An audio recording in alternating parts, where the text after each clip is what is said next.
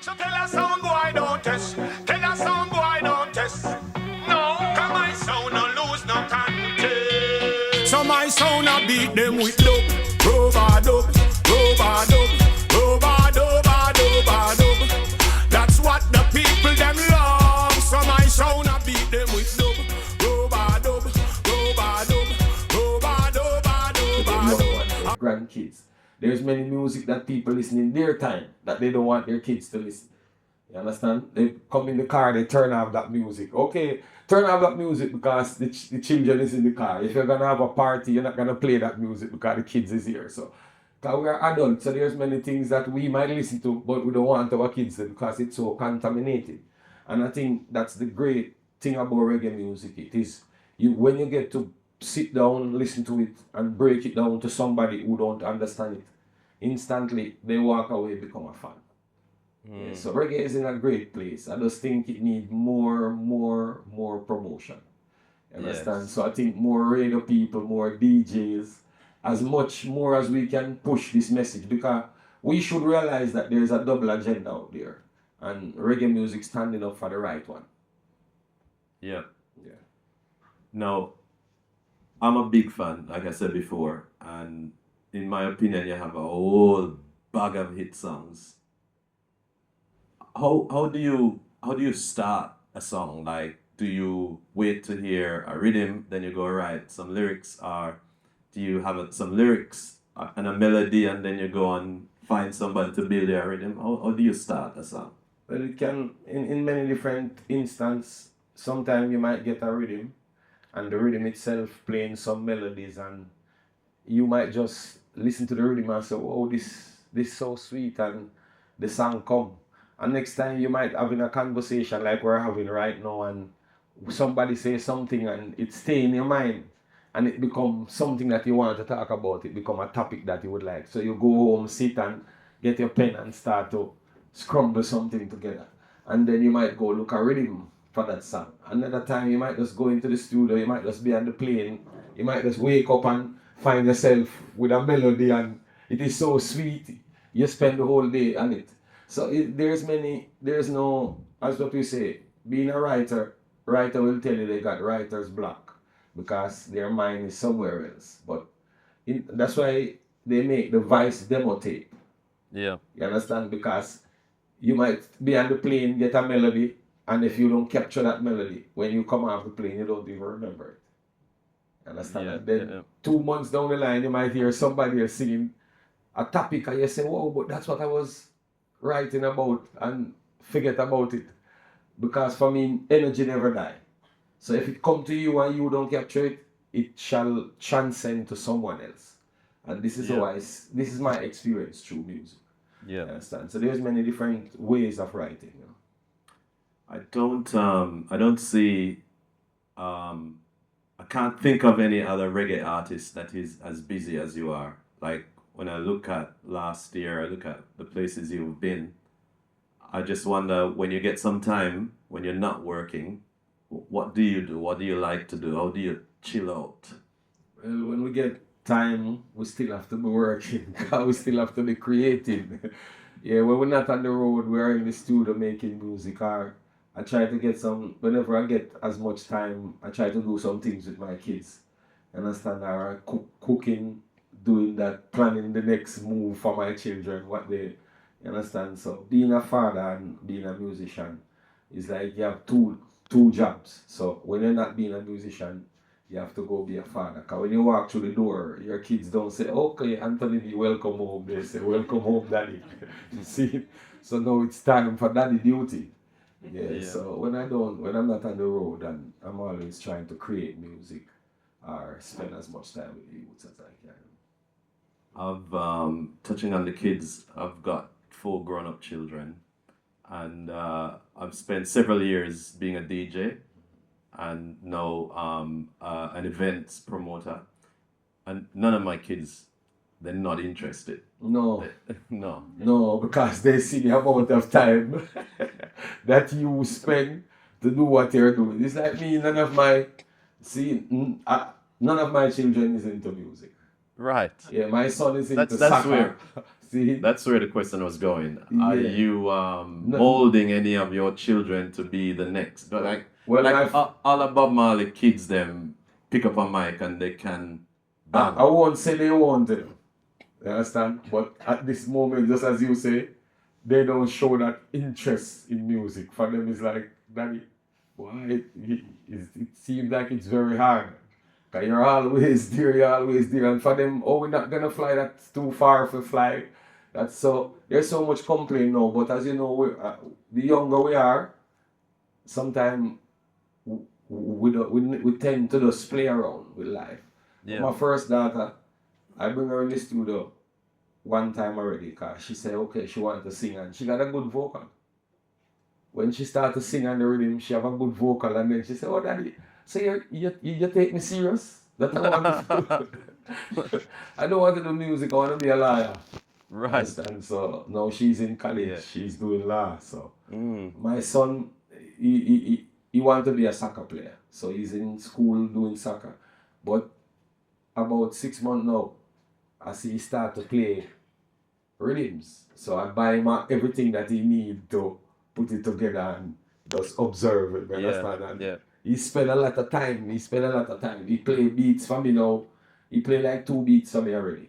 So when I ask him, yo, you think you're ready now? You know that I don't want nobody to hear that. So he's still like that, going through that shy, unsure phase. Understand?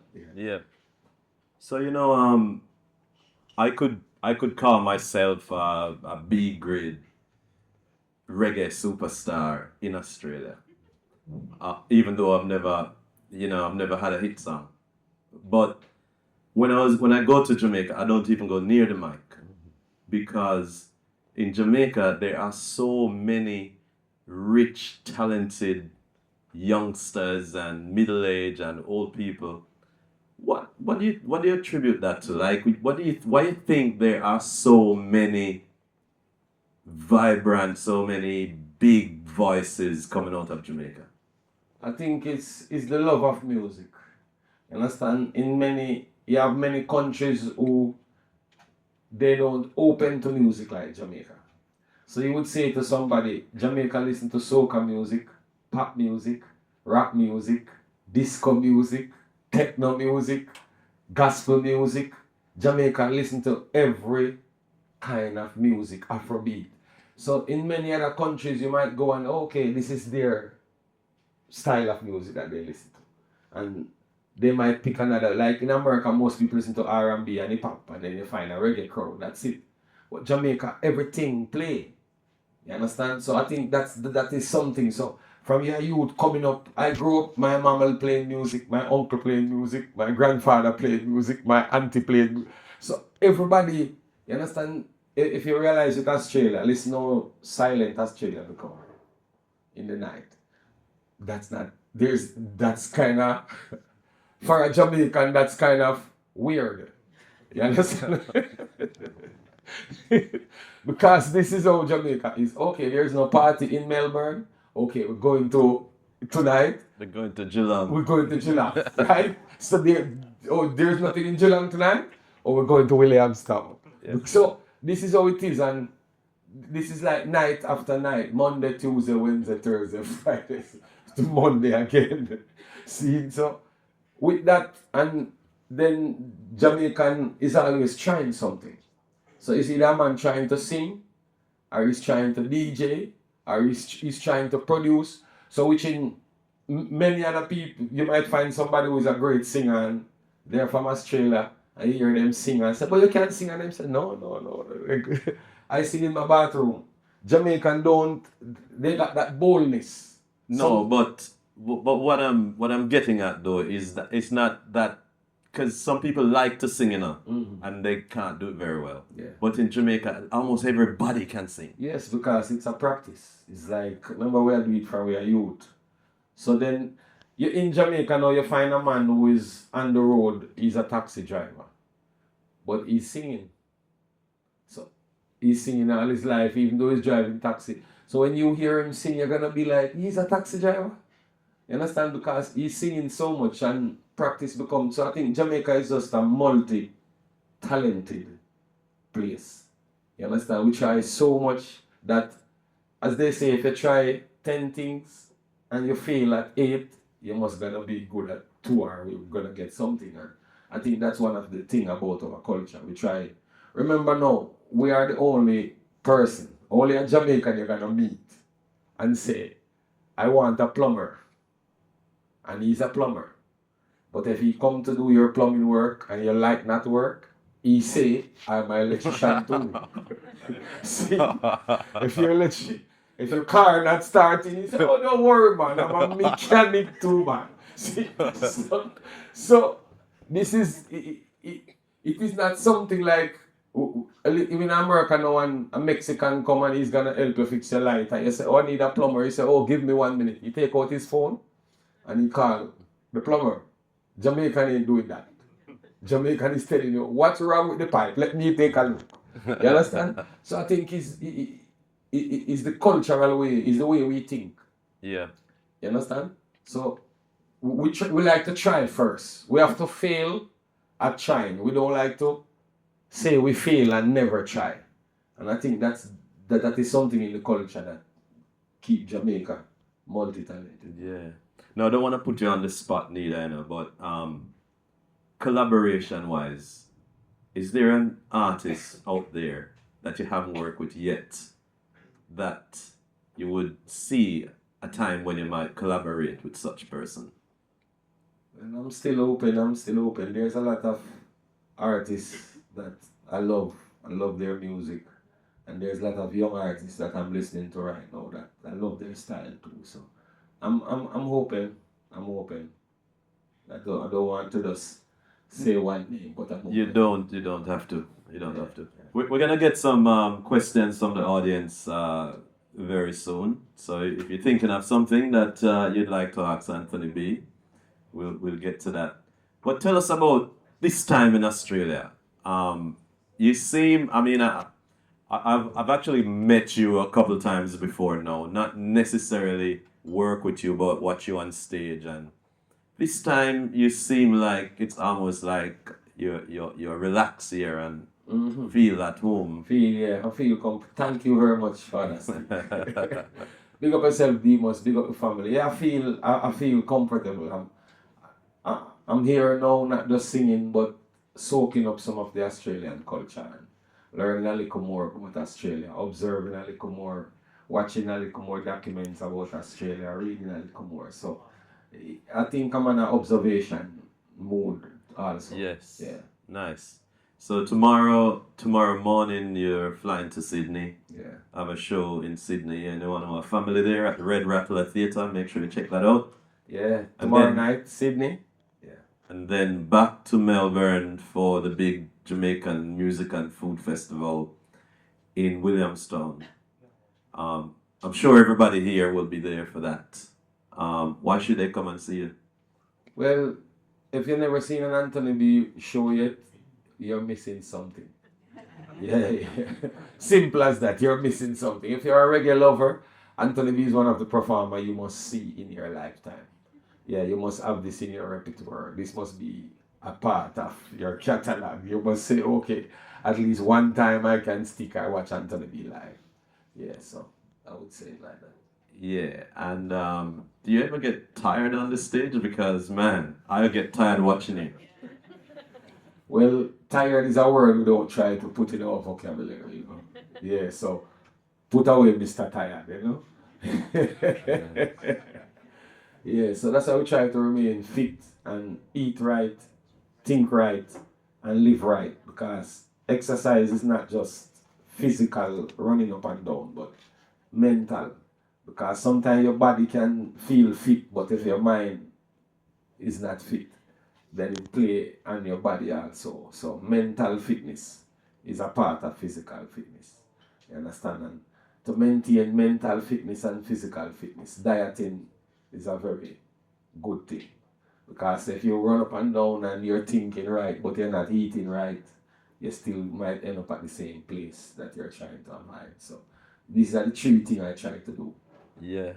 Diet right, think right, and physical move right, you know. Yes, I. So, I don't know if any one of you people here been to any of Anthony B's shows since he's been in Australia this time. But you do this a cappella thing, man, where you stop the music, there's no DJ music, and you get on the mic and you start a beat and you're clapping. And I can't follow you with the lyrics, brother. The man have lyrics, lyrics. Yeah. This. What's the name of that song? Boxer rubbers, you know? Alright. Yeah, because the ladies said them fed up of the flowers, you know? Yeah. They want a box of rubbers, you know? So You want to give them a little piece? yeah, you said coming off a tour, I stop and I buy a box of flowers. Because you know you're coming home to mommy, so you're bringing home a bunch of flowers. Nice bunch of roses. When you reach home, she said, why you bring flowers? I don't see you long time, you should bring a box of rubbers. See, so... So it's called box of rubbers, she no want no flowers. She want to feel up the Rasta powers. Mash it up, send it to Dr. Howard. She still want to be one of the Rasta lovers.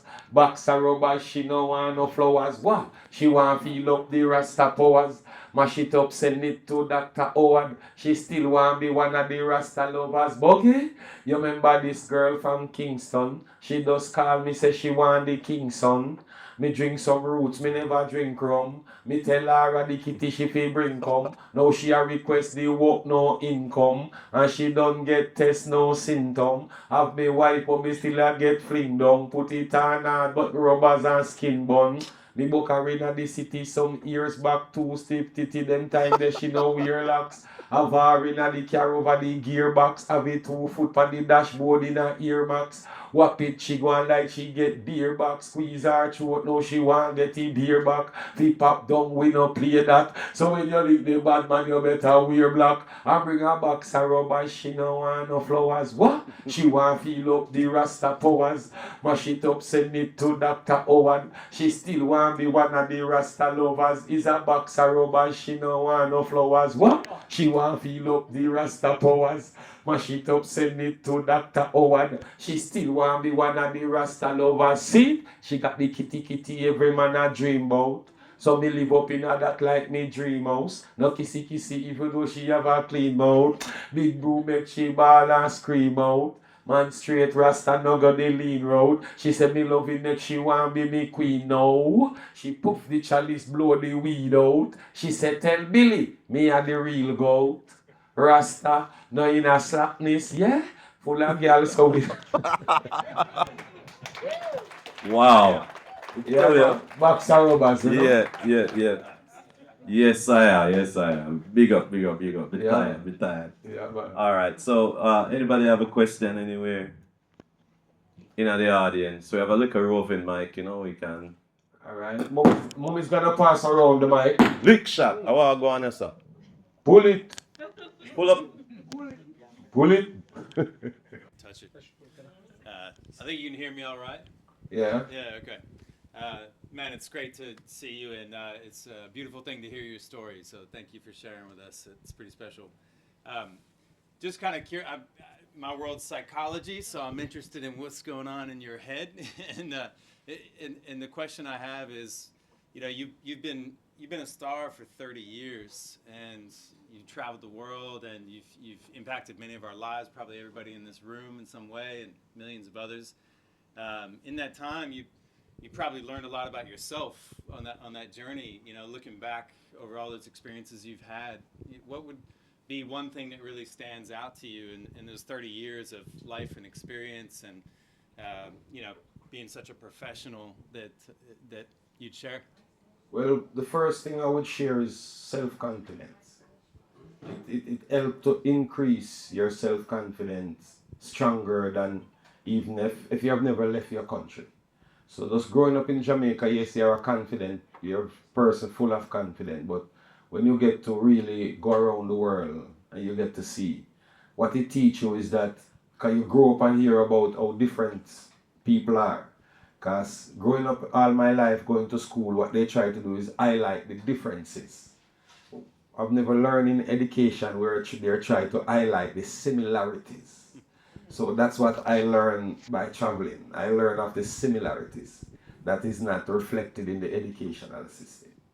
You understand? So just by coming to Australia now, just like I was saying to my brethren, the Australian food tastes so much like the Jamaican food. You understand? In many ways, like, so you taste the avocado, I would say, okay, this come like an avocado that grow in Jamaica. You understand? So this is what I learned by traveling many years, is how similar we are and how small the differences is. But growing up, that's what was highlighted. It was highlighted that we are miles apart, where I am this, you are that, I'm this, you are that, and we are so different. But then when everywhere you go, we have the same needs as human beings. We're fighting for the same causes. You understand? Everybody in Jamaica want to have peace, want to have a peaceful country, a peaceful community. And it's the same in Australia. People would like to work and be paid properly, get good health care, good incentive, and it's the same in Australia. So, and I think that's what I learned. That's what I would like to remind the world of, because it's not something you have to teach people. It is there. It is just sometimes to remind us that we are the same everywhere we go. Yeah, so thank you very much. Have we got another question? Yeah, all good. I was just wondering, what do you think? I'm always at the ocean and that. Yeah. What do you think of the ocean? Like when you travel, do you like to go to the beach, swim, Yes. refresh? You know? Yeah, my thing is we must keep it clean, you know? Yeah. It's because water, as I say, you want to know somebody who will treat you bad, look at the way they treat water. Understand? Anybody treat water bad won't treat a human being good, because this is one of the most vital elements we have. And if we treat it with disrespect, then why won't we disrespect another brother?